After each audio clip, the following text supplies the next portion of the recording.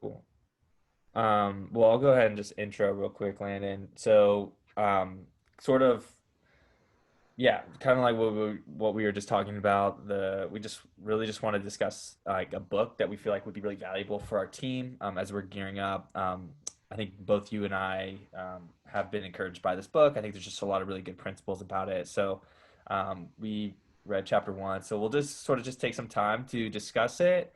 Kind of just some key takeaways that we found in it. Maybe just some highlights or excerpts, and then we can um, sort of maybe come up with some application strategies around sort of some of the principles that we learned. Sound good?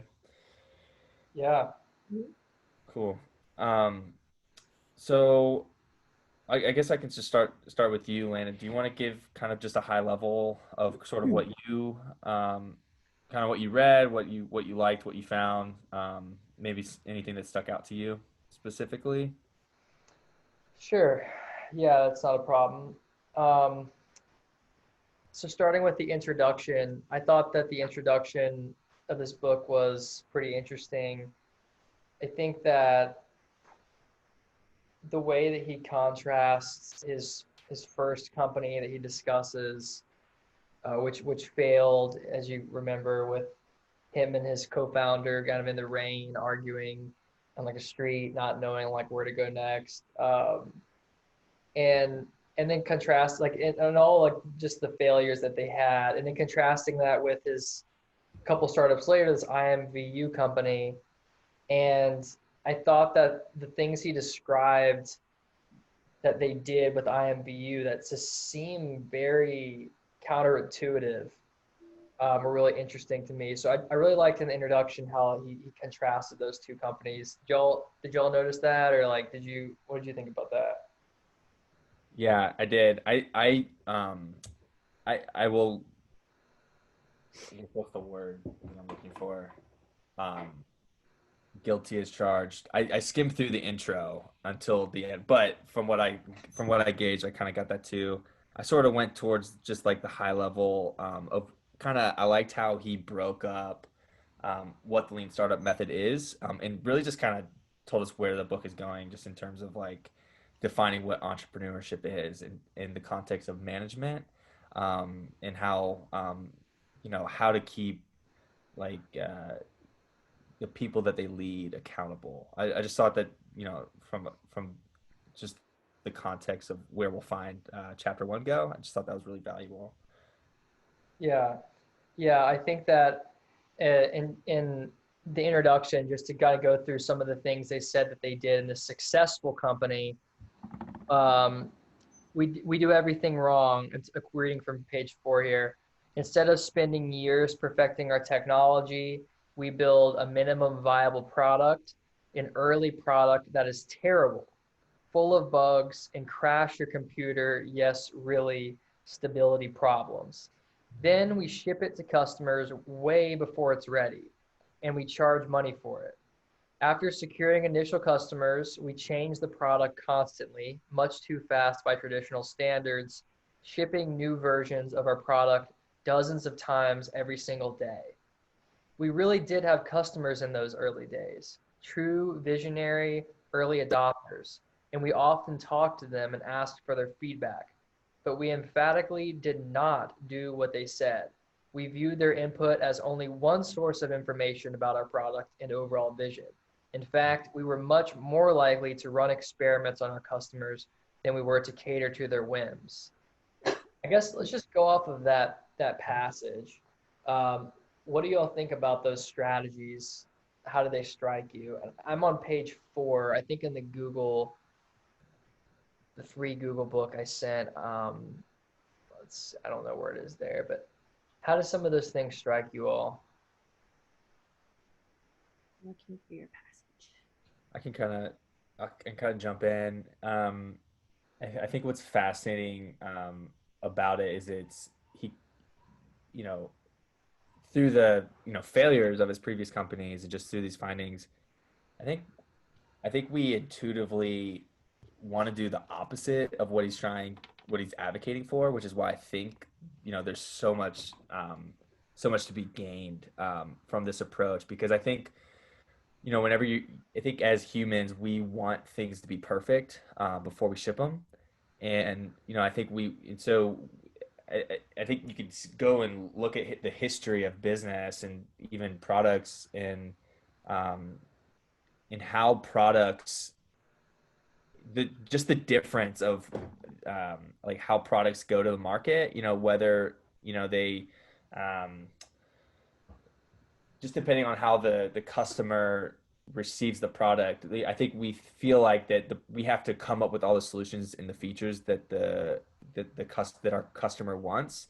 Instead of what he's saying is like, no, actually start with an idea, create the thing that just works, and start charging for it, start running experiments on it. And I think that's like kind of fearful for a lot of people to do, because I don't think they want to face that failure and Failure. rejection.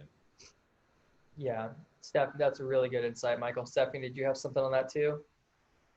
No, I was just going to completely agree with you. And I've seen it time and again with different businesses that I've worked with where they've stayed in maybe say like the testing phase forever and ever because they were just afraid to pull the plug and take that leap. But then once they did, they fortunately for them turned out to be very successful. But it's a matter of taking that leap and learning from those failures that you might have in the, you know, onset of the business. So you've seen personal experience of waiting too long to launch. Do you mind sharing some of those experiences? You don't have to name any names, obviously, but Sure. The one that I'm specifically that's coming to mind, I don't know if it was necessarily they waited too long. Um, it's just that they were in the testing phase for months and months and months, and they were a client of mine, and we kept telling them, look, everything's all set to go. Just we kept encouraging them, come on, let's do it, let's do it, let's do it. And for whatever reason, they just wanted to keep waiting and testing and running more tests and getting feedback from the tests and then finally jumping in. And then once they launched, like I said, I mean, fortunately for them, it was very successful. It turned into $1 million company. But yeah, but it was in reading this part, or I guess I should not say I read it because I didn't really read the introduction. I kind of skimmed through, but going back now and listening to your thoughts, that kind of came into my mind because it's firsthand experience. I've seen that where you stay, so much in the testing phase. And honestly, if I could go back now and talk to that client, I would ask him what his mindset was at the time. What was he afraid of? That's what I'd like to know. What do you think? That's great. What do you think he was afraid of? If we can just get into his mind for a second, and the minds of a lot of business people. What is the fear, do you think? It's a good question. I mean, for everybody, I would think that the fear is a bit different. Fear of failure, that's such a broad term, right? What is failure? Fear of maybe not meeting your personal expectations, or maybe fear of your peers in your industry seeing you just launching and saying, oh, they're never going to make it because they're brand new. So you have that expectation to live up to. Yeah, it's so I think that one fear, it's kind of like your own, like you have your own kid, right? You don't want to send them off to preschool or wherever, whereas another family member might just send them off. It's just fine, it's just kindergarten. We all went to kindergarten. So maybe it's like sometimes we're too close to what we're making, and we just think that other people won't like it, and it'll be so personal for us if it fails. That's a good point too. I think you nailed it on the head, Landon. I think what it boils down to is when your product or idea is shipped into the world, the judgment that faces is then like a reflection of you, which is totally false, right? That's what we think, right? But that's not necessarily the truth. Correct. That's what we built up in our minds. And so what that boils down to is really selfishness in a way, and in insecurity, because which doesn't seem like it on the surface, right? But I think maybe that's why like business or selling or being a creator, right? Being a creator and a maker. I think the unlock and the key is to be really just confident in you, in your abilities, in you as an individual, because then Mhm. you can go faster. Yeah. And also, I think going off of piggybacking off what you're just saying, I think one fear is the fear of fraud. You don't want to be a fraud, right? You almost feel like if you release something too early and people pay for it, maybe you almost think that you're doing something dishonest. You know what Ah, I mean? mhm. Or you feel like, well, they're gonna think I'm a fraud, But it kind of is. It's interesting to go to the law here. I would be remiss for not using some of those huge student loans with some legal background, but I think an element to fraud. So every crime has elements. So like murder, like premeditation, unlawful killing of another, right? Those three things. I think that in Florida, at least, fraud, you have to intend to defraud someone for it to Mhm. actually be fraud. You have to have the mindset that I'm going to go in here and defraud this person for financial gain, right? And so I guess that's helpful to me because that's obviously not your intention, right? It's Yeah. like you're trying to add value. You're trying to change something for the better on someone's computer. And so I guess that kind of takes the pressure off a little bit that, if your heart is in the right place, I Mhm. think that launching a product early, I don't think people should have the fear of coming off as a fraudster. I agree with that. And to piggyback off of that, I was going to say, and I think too, it comes down to believing in your product or your service, right? Because if you wholeheartedly believe in what you're doing, then when you put it out there, you're not going to think you're a fraud. You're going to really believe that you're helping people. And so, obviously you don't want to put it out too soon while it's still in the, incubation phase, but you want to put it out there soon enough so that way people can benefit from what it is that you're offering. Totally. And just go to the text here. We do everything wrong. Instead of spending years perfecting our technology, we build a minimum viable product, an early product that is terrible. He says terrible.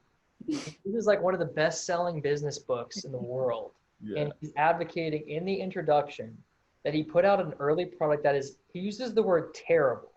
If you go to a restaurant and you have a cheeseburger and they ask you how it is and you say terrible, like that's a bad cheeseburger. His next full of bugs and crash your computer, yes, really stability problems. Then we ship it to customers way before it's ready and we charge money for it.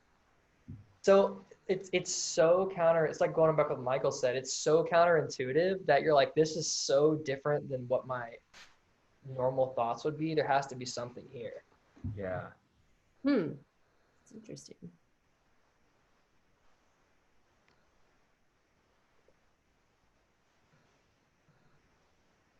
A lot of, yeah, and kind of just it seems like from even what I've read in other books, and he references it in the um in the text I'm reading it right now. He's like, I studied lean manufacturing, a process that originated in Japan with the Toyota production system, a completely new way of thinking about the manufacturing of physical goods. I mean, it sounds like what he's referencing is like so many businesses have really narrowed down the methodologies and approaches to product development and engineering, and there wasn't a framework for like the entrepreneurship and the marketing and the company structure and organization aspect of it. And what he's kind of advocating for is like those things are just as important as um, these other things because of the impact that it has on the end user. So I just thought that was kind of interesting. And it sounds like Toyota really changed the game decades ago with the way that they thought about lean manufacturing. Mm-hmm. And that's why that they're such a successful company, right? That's why you can get a Toyota Corolla or Toyota Camry and know that that's going to be a magnificent product, right? And so it kind of transcends like the work that you put into in early stages impacts like 10, 20, 30 years down the road at just in terms of how people interact with your brand. Mm. Yeah, that's such a good reference there to Toyota. Hmm. I love that. I love how he took something from a car manufacturer and applied it to entrepreneurship in the abstract. I like this definition that he gives about what a startup actually is. He defines it as, and I believe this is page 8. I'm reading it off the Kindle, so it might could be a little bit different. But he defines a startup as a human institution designed to create new products and services under conditions of extreme uncertainty. Huh. Um, so maybe my question is like how does that definition maybe apply to what we're building at Candle? Or like maybe an example of where you've sort of participated in maybe something of extreme uncertainty uh, previous in a previous experience. Hmm. Hmm. I like how too he and maybe I can answer my own question. I thought you were just having an earthquake at your house. And sorry, no, I'm sitting Did at this you like hear? I I'm was concerned. I was waiting for my house to start rumbles. no, I'm sitting at this tiny little desk at my in-laws' house, so I'm sitting in. No, go ahead. You were about to go into something there. Sorry. Yeah, no, I just think it's important to just I don't know, what's kind of maybe an application of extreme uncertainty maybe that we've experienced before. I think breaking down what a startup actually is and what we're building is kind of important. Um, I was I was part of like a new product, not new product, but just some new ventures inside of a company. And when I worked at another company, and there was, whenever you're trying something new, you're doing market research and you're trying to figure things out. And um, I don't know, maybe that was an example of so even that little bubble of what I experienced at a job, like you can have a startup inside of a larger organization, right? I don't know if that answers the question that I Yeah. originally stated, but Mm-hmm. Stephanie, do you have any examples? Um, I don't have any examples of a startup within a larger organization, but I certainly have, I mean, I have examples of starting businesses in extreme uncertainty because I mean, to me, when you start a business, I mean, you're always going to have extreme uncertainty because you just don't know. There's so many variables, right? I mean, yeah, you can have your plan in place, but not everything goes according to plan. And then take, for example, the pandemic situation that we're in. I mean, that's something that nobody could have planned Yeah. and foreshadowed. So then how do you add that into your current business plan? And in chapter one point he talked about pivoting and he said that that's less frequent, but actually it's a good time to read that statement because I feel like every business in 2020 has had to pivot in some ways to adapt, innovate, and make change in order to survive during this pandemic. Maybe not every business, but certainly a lot of businesses have had to rethink their current strategies if they want to survive and move forward rather than shut down and be pushed out. I love that. I love that. It reminds me of this part in chapter 1 where he says that a startup is a lot more like driving an automobile than launching a rocket. Mm-hmm. I'll read this excerpt. He says that talking about driving a vehicle, if you have a daily commute, you probably know the route so well that your hands seem to steer you there on their own accord. We can practically drive the route in our sleep. Yet if I asked you to close your eyes and write down exactly how to get to your office, not the street directions, but every action you need to take, every push of hand on wheel and foot on pedals, you'd find it impossible. The choreography of driving is incredibly complex when one slows down to think about it. By contrast, a rocket ship requires just this kind of in-advance collaboration. It must be launched with the most precise instructions on what to do. Every thrust, every firing of a booster, and every change in direction. The tiniest error at the point of launch could yield catastrophic results thousands of miles later. Unfortunately, too many startup business plans look more like they are planning to launch a rocket ship than drive a car. They prescribe the steps to take and the results to expect in excruciating detail. And as in planning to launch a rocket, they are set up in such a way that even tiny errors and assumptions can lead to catastrophic outcomes. This reminds me of when we first launched Candle. It was just me and Arjun and Leslie, my wife, and we launched a native product that was not on Clio. And it was just a website where you would just plug in your own, and I can show you screenshots later. But it worked to some degree. And Leslie and I tried to sell that so hard. I mean, we bought boxes of donuts and would go around to every law firm in Gainesville. I must have talked to almost every personal injury lawyer in Gainesville, Florida, where we live. It was embarrassing because they all shut the door in our face and they don't want to talk to solicitors. You know, we can never even tell them about the product. And we finally got into this big law firm in Gainesville, the biggest one here. And then they started using it, and then they just like stopped after 2 weeks, just completely stopped using it. And at that point, if we were in the rocket ship, it would have exploded. It's just like, it's done, we're done. You know what I mean? A payload gone, astronaut casualties. But then we pivoted to going on Clio App Directory, and we immediately started getting people coming to us sans donuts. And so that's one example from Candle's history of where it was just a little pivot. You know, it was like the road you're taking to work every day, there was a wreck, so you guys had to do a detour, right? It's like your Apple Maps. You know, if your Apple Map, if the road is closed, the map doesn't say, okay, go back home, right? What does it do? It redirects. It like finds an alternate route.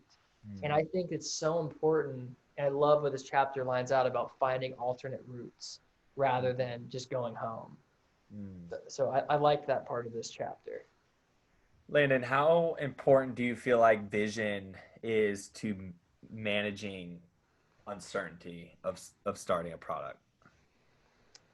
Thanks. I think it's a good question. I think that vision, the word vision is very abstract, and I feel like it's almost like a mirage, like someone has a grand vision. I think it's what you were alluding to, or both of you were alluding to earlier, and what I heard in the John Maxwell speech this morning, is that I think it's about confidence. Like, I am so confident that Candle is working, and I've been on so many calls with attorneys that see it and they just go, oh, yes, I want this. Yeah. And I think that vision is important, but I think that conviction is much more important than vision. And just having that real conviction and confidence that what you're doing is right, and that will lead you through any roadblock. I think. But I think that also the other side of the coin, not to overspeak here, is that you don't want to go in blind. You don't want to go, and it talks about this in later chapters of this book. You don't want to just keep persevering and just go into this abyss of failure to where you're being too perseverant. So I think that this book talks a lot about that. I'm excited to get into it. What do y'all think? Do y'all think that vision is important? I do. And I have to say, when you're talking about your confidence in Candle, I mean, granted, I'm very, very new to the company. I definitely see your confidence, and I see how much you believe in it. And that, I feel like, makes others, you know, like, well, for me personally, want to believe in it even more, because I see how much you're invested and how much you care and your passion and your confidence in it. And I'm like, yeah, I want to be that way too. Does that make sense? So yeah, I think having your vision from the leader, but is definitely important. But then when you had said, you don't want to become too, I would say I would use the word overconfident. Right. Um, as time goes on, you still need to have feedback from employees and from customers and from third parties and whoever within the organization that you do business with, so that way you have those checks. Because I've also seen where the leader, if you will, quote unquote, of the company has become too overconfident and is just Yeah. I don't want to say like ruin the company, but has made the company take 10 steps backwards Yeah. rather than 10 steps forwards, if that makes sense. Yep. Mm-hmm. Because Yeah. that person wasn't listening to input from the people that are doing the day-to-day operations, who are the ones that actually know what's going on, when the leader was, off doing whatever, just kind of checking in. Does that make sense? But then became too confident in making the decisions that were not the right decisions. And so it made the company jump backwards instead of forwards. Yeah. Totally. Mm. That's Yeah. great.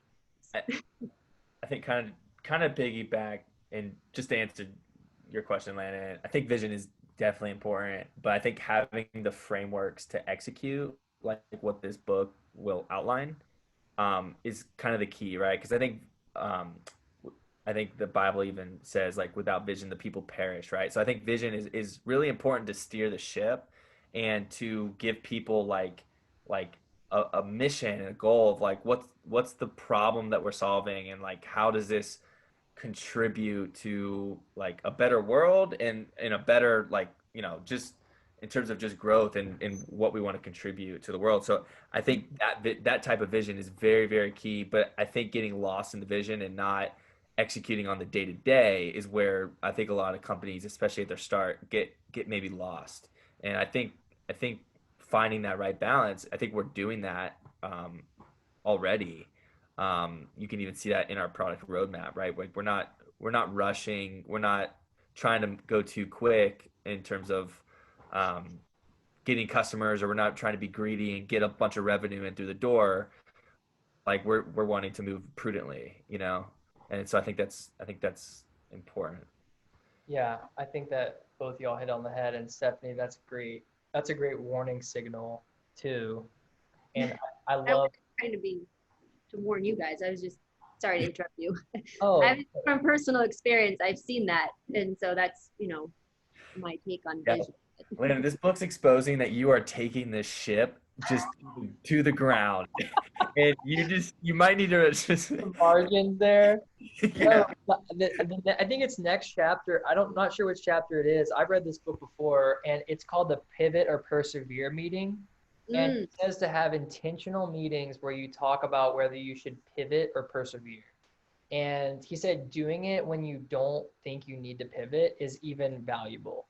And so that's something that we can do and just sit down and talk and say, hey, do we need to pivot this thing, or should we persevere? Um, and he talks a lot about. I want to be respectful of everyone's time, because I know we went over the 30 minutes. I do want to point out one thing that I think is ironic, and it's that even this book club is a terrible, or what do you say, like crash your computer stability, like release it as soon as possible.